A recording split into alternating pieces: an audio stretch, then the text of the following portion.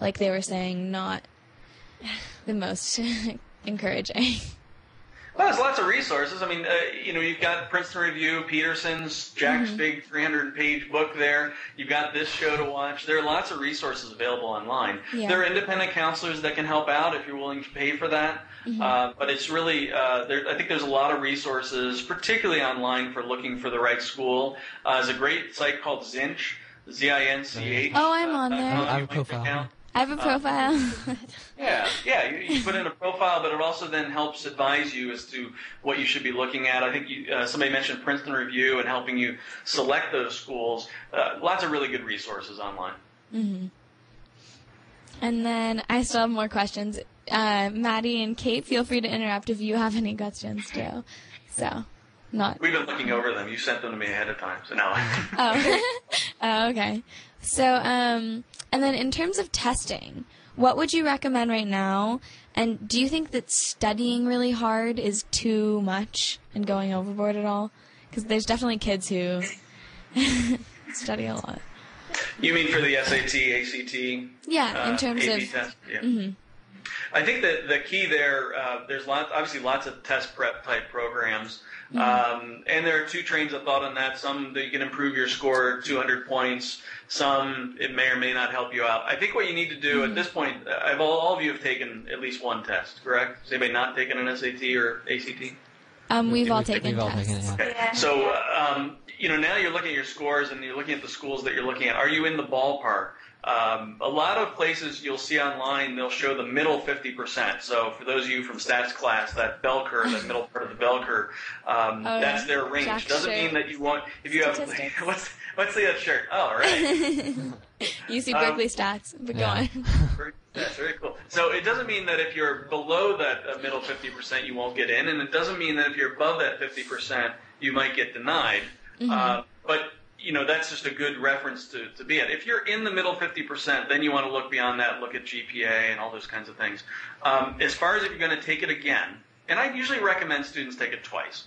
Yeah. If you're going to take it again, the most important thing is to know the test. What is the format going to be like? Is it going to be 75 minutes for this section and then 40 minutes for this section? How's the structure of the test? What type of questions will they be asking and in what format? You want to reduce test anxiety, and a lot of that is just not being surprised at a type of question or what's going to come next on the test while you're taking that Saturday morning at your high school. Yeah. So try and reduce as much of that test anxiety, then you can focus on the question. Okay, I have a question, and that is, I know colleges want the students that will be the most successful at their school, and a lot of times the students won't necessarily be wealthy. So how do they, if a student doesn't have a lot of money, can't afford the ACT or the SAT, they can't afford certain things that will make their extracurricular look really good. How do they fit in? Even if how are they going to get in the school that they deserve, even though it doesn't look like they will, or they're kind of just tough luck for them? Yeah, this is a crazy time for that.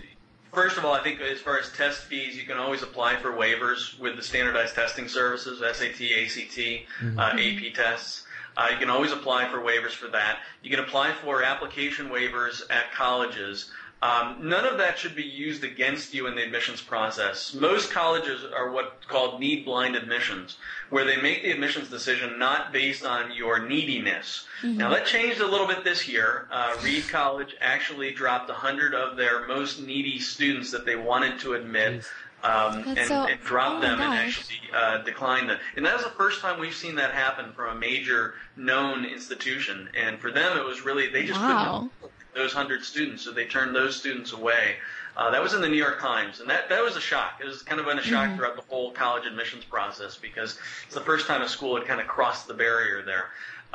It's really important, though, that no matter what your financial situation is that you also, or your parents also, get to know the financial aid folks.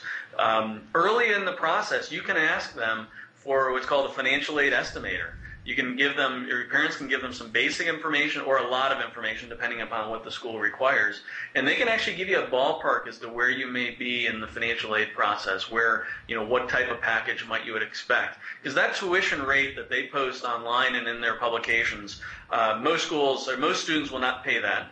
But right now you're looking at anywhere between 30 and 50% of that tuition rates being discounted for many students. That's what we call the tuition discount rate at colleges.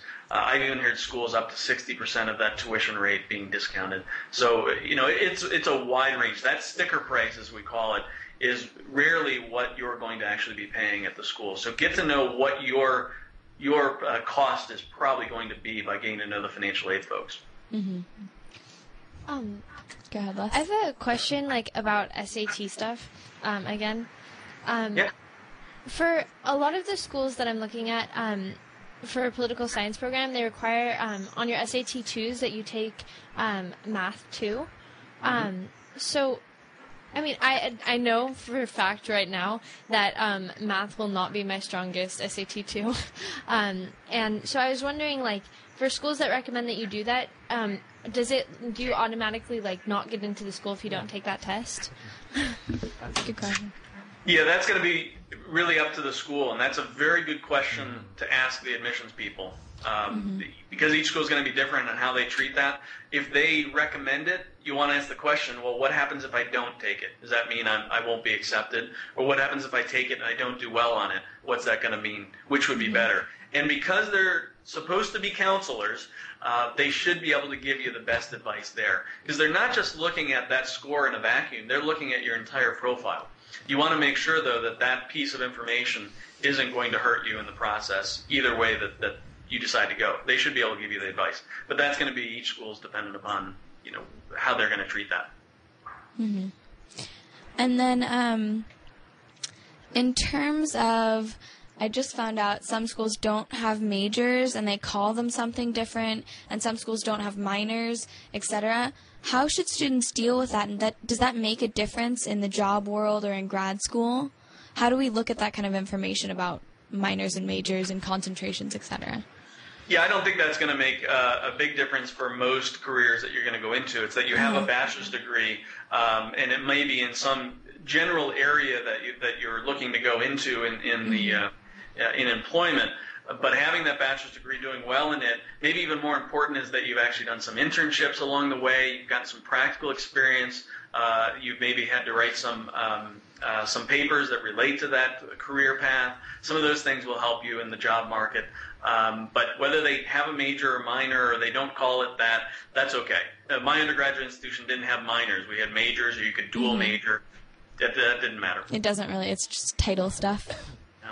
And some employers are looking for a general, really good liberal arts degree that you got. They're looking that you can communicate and that you can write and you can think critically. And those are things that doesn't matter what major you're in. They want somebody who then they can take and mold into a job. Mm-hmm. And should we start writing essays right now?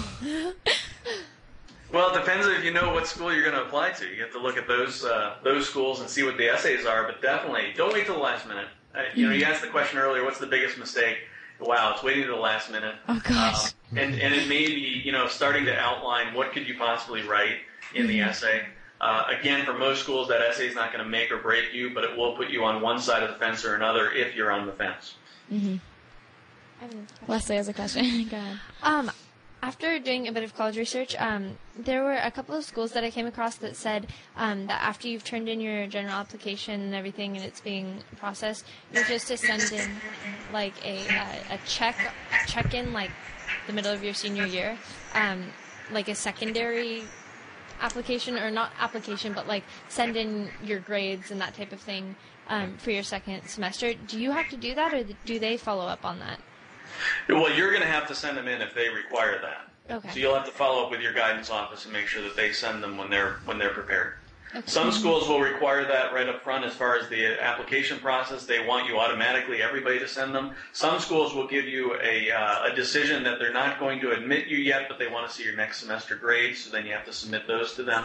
But that's something you're going to have your guidance office send those out. And in the essays, how frank should we be with the schools? Should we try to sugarcoat any parts of who we are, or should we really try to show them a full picture, good and bad, of everything about us? Wow, really depends on the essay, I guess. Mm-hmm. don't sugarcoat. You got to be yourself. I mean, that's really important. You are selling yourself, but that doesn't mean to be fake about it and to be inauthentic. You definitely want to be yourself. And I've read some of the craziest essays, and some of the essays I've read, I just went, wow, this is awesome. I could definitely see this person here at the school. They'd be a lot of fun. And I've read a lot of essays where I just went, wow, boring. They really didn't take any time working on this thing. And it doesn't really have anything necessarily to do about your personality. It's just how much thought was put into it. Yeah. Okay. What, topics did you find more interesting? What are the differences between that essay that's oh, wow, I want them here, and the essay that you just go, all right, that could be anyone? Good question. I think that you've actually thought about yourself. You can write a very general. Say somebody asks you, if you were a car, what kind of car would you be? I hate those essay questions, but you get those all the time. Crazy sort of